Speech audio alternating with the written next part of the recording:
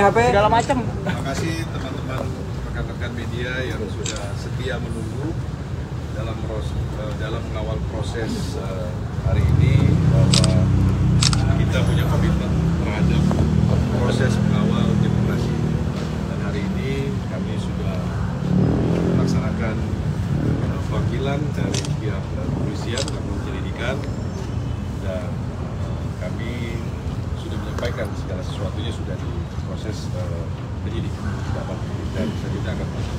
Ya, saya terima kasih ya terhadap apa yang sudah dilakukan pada hari ini. Alhamdulillah berjalan dengan lancar, dan saya juga apresiasi ini teman-teman dari Abernas, luar biasa, menunggu 7 jam lebih hari ini seharian, ya, dan teman-teman relawan juga ya, ada juga di Spartan, ada Ganjaris, ada macam-macam, ada juga di TPN Cemara 19 juga masih juga. Saya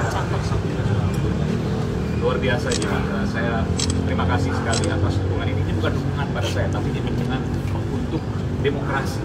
Jangan takut bersuara. Ya, itu yang kemudian saya punya prinsip di situ. Dan apa yang saya hadiri hari ini membuktikan bahwa pernyataan yang saya sampaikan tidak berdiri sendiri, tapi juga ada berkas-berkas yang juga mendukung dari pernyataan saya. Dan saya sudah serahkan sepenuhnya ke tim hukum, dan tadi juga sebagian bukti juga sudah diserahkan ke penyelidik ya. Jadi berita acara klarifikasi tadi sudah saya jawab, ada sekitar 60 pertanyaan ya, sekitar 5,5 jam tadi, ada istirahat juga untuk isoma, dan kemudian alhamdulillah kemudian hari ini malam ini selesai, dan kita berharap bahwa demokrasi tetap tumbuh di negeri kita untuk kemudian kita terus kembangkan, jangan sampai tergerus apalagi runtuh. Apa saja yang dipertanyakan sama? Ya, materi-materinya tentu penyelidik ya, kami jadi penyelidik ya, yang kemudian nanti bisa menjelaskan. Tapi intinya bahwa seputar apa yang telah saya sampaikan di 11 November 2023 pada saat konferensi pers di TPN Jalan Cemara 19 nanti. Kita mungkin nambahin tadi ya, apa yang disampaikan oleh Mas Aiman dalam pemeriksaan, yang pada intinya adalah kita sampaikan semua informasi yang berkaitan berhubungan dengan pernyataan Mas Aiman pada waktu itu. Yang pada intinya adalah kita pengen bilang itu bukan bagian dari hoax, apalagi ada intensi atau niat untuk mencemarkan nama baik lembaga maupun perorangan. Jadi itu murni bicara soal upaya untuk menjaga proses demokrasi bisa berjalan dengan baik. Dan poin lainnya adalah selain kita kemudian juga diminta untuk menjawab pertanyaan-pertanyaan seputar pernyataan dari kata per kata, kalimat per kalimat, tentu saja kita juga menampilkan informasi dan bukti yang kita miliki, meskipun ini masih dalam proses klarifikasi. Jadi ini bukan proses justisia, jadi memang klarifikasi, dan tentu saja ini juga bagian dari upaya kita dari tim TPN Ganjar Mahfud, juga Mas Aiman secara pribadi, untuk komitmen sebagai warga negara, kemudian kita patuh kepada hukum yang berlaku. Kalau buktinya itu apa sih, maksudnya dalam bentuk apa yang disampaikan ke ini? Ya, jadi bukti yang disampaikan itu keterangan Mas Aiman tanggal 11 tidak memenuhi karena rekan-rekan media juga sudah mengetahui juga sebelumnya ada pemberitaan di harian media Indonesia. Kemudian juga ada bukti yang lainnya tidak bisa kita sampaikan pada saat ini, biarlah nanti dari penyidik. Tetapi yang mau kita jelaskan kepada rekan-rekan media bahwa keterangan Mas Aiman ini tidak berdiri sendiri, karena kita lihat ya sudah terjadi indikator-indikator juga di masyarakat sejak MK, putusan MK 90, kemudian ada MK, kemudian kita ingat ada pembubaran waktu pertandingan voli oleh aparat, kemudian di Jawa Timur, kemudian ada baliho, kemudian ada juga ketua BPUI menyampaikan bahwa ada intimidasi. Dan ini yang terbaru, Mas Butet tadi menyampaikan kan bahwa pelarangan buat dia menyampaikan politik di tengah acaranya beliau. Nah, hal-hal seperti ini tentunya menjadi masukan, tentunya menjadi autokritik, dan ini adalah kepentingan seluruh anak bangsa, dan bukan hanya kepentingan dari paslon manapun, tapi kita harus melihat bahwa proses demokrasi yang sudah kita jaga dari reformasi ini harus benar-benar kita jaga. Itu yang paling penting kan, kita tidak mau kita kembali lagi kepada dibilang orde baru. Dan ini juga buat teman-teman anak-anak muda supaya mengetahui bahwa proses yang terjadi di orde baru itu sangat menyakitkan. Itu melalui proses yang panjang, melalui darah, keringat, dan air mata. Yang diawali dengan pembungkaman. Dan ini kita khawatirkan hal-hal seperti ini terulang kembali, di mana sekarang era informasi sudah terbuka, teman-teman media sebagai penjaga pilar demokrasi juga ikut mengawal proses ini, dan hari ini teman-teman advokat juga ikut mendukung Mas Aiman Wicaksono. Ada 1.000 pengacara yang menyampaikan akan bergabung untuk membela Mas Aiman, Save Aiman, Stand with Aiman, Dan bela demokrasi. Ini adalah bentuk partisipasi masyarakat terhadap proses yang hari ini kita melihat terjadi kemunduran dalam proses demokrasi.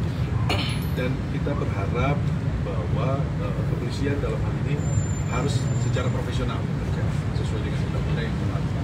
Dan kita sekali lagi berharap juga kepada teman-teman media untuk ikut mengawal proses ini. Karena di dalam program dari Ganjar Mahfud adalah terkait dengan reformasi hukum. Ini menjadi atensi kita semua ini. Dan perlu saya sampaikan juga bahwa pelaporan terhadap saya juga sangat janggal. Bukan hanya soal 6 laporan yang disampaikan kepada saya dalam satu hari secara serentak, tapi pasal-pasal yang dilaporkan kepada saya juga pasal yang luar biasa berat. Yaitu pasal ujaran kebencian terkait dengan sara, suku, agama, ras, dan antar golongan. Saya juga bingung di mana kemudian aspek saranya. Lalu kemudian pasal ujaran kebencian terhadap sara ini punya konsekuensi hukum yang tidak ringan, di atas 5 tahun penjara ancaman pidananya. Dan pada saat saya konferensi pers itu jelas saya mengatakan bahwa saya mendapatkan informasi ABC ya bla bla bla, dan di ujungnya saya sampaikan bahwa mudah-mudahan informasi yang saya terima ini salah. Ini artinya memang untuk mengingatkan, bukan bicara untuk memfitnah, menyebarkan kabar bohong dan sebagainya. Jadi sekali lagi ini bagian dari demokrasi untuk mengingatkan. Ya, yang perlu kita sampaikan, bukti dari pelapor itu adalah bukti potongan dari sosial media, dari TikTok, dan ini menjadi perhatian kita karena kita tadi diingatkan. Sebenarnya apa yang disampaikan oleh saudara Aiman Wicaksono harus dilihat secara utuh. Harus dilihat secara utuh karena di akhir saudara Aiman menyampaikan mudah-mudahan informasi ini salah. Dan sebenarnya ini biar diketahui oleh publik dan ya, publik yang menilai. Kan kita tahu bahwa beberapa sebelumnya itu kan Pak Kapolri sudah mengeluarkan TR ya, terkait peserta pemilu itu kan diadakan dalam proses hukumnya. Nah kita lihat bahwa kan Pak Aiman ini kan peserta pemilu juga kan, juga kan. Apakah dalam pemeriksaan kali ini terkait dengan TR dari Kapolri juga disampaikan? Tidak disampaikan.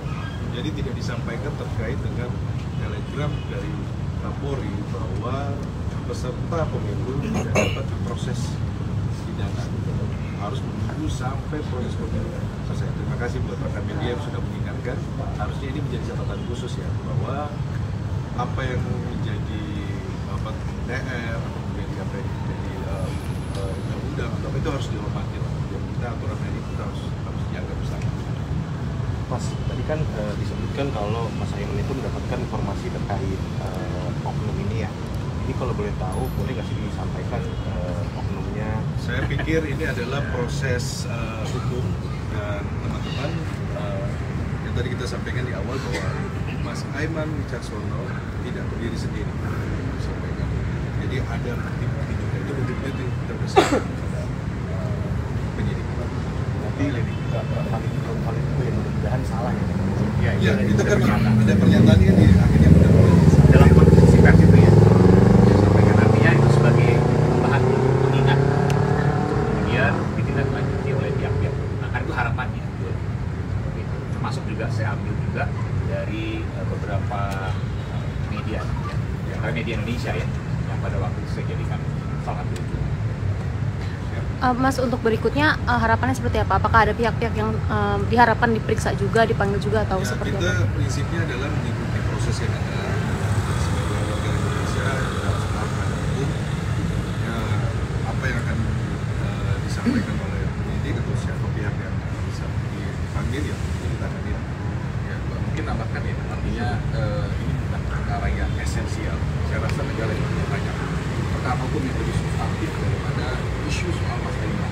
Jadi kita berharap hal-hal yang kemudian tidak substantif, kemudian pemeriksaan yang sebetulnya tidak urgent itu sebaiknya memang dilakukan demi kita sedang menghadapi pemilu. Kita bisa fokus pada isu demokrasinya, tapi yang pasti adalah kita berusaha sebaik mungkin tidak menerobos aturan yang ada. Nah, ini yang paling penting sebetulnya.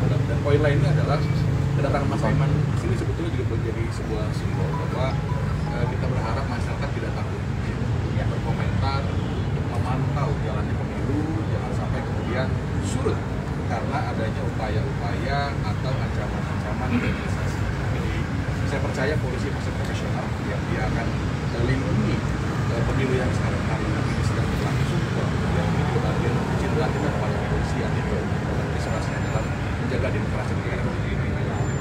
Mas Saiman sendiri saat ini apa namanya mendapat ancaman nggak sih Mas? Kalau terkait statement Mas itu? Ancaman berupa apa nih misalnya? Ya, kalau fisik, atau ya saya berharap bahwa tidak ada ancaman. Ya. Saya berharap tidak ada intimidasi apapun dan saya percaya bahwa kita harus melaksanakan pemilu ini. Saya sepakat dengan sukacita gitu ya. Tapi juga jangan lupakan bahwa pemilu ini juga harus berlangsung secara jujur dan adil. Berarti ada Mas ancaman itu? Ya, saya berharap tidak ada. Saya berharap saat ini ya. Sampai saat ini Sejauh ini seperti apa? Saya berharap tidak ada. Oke.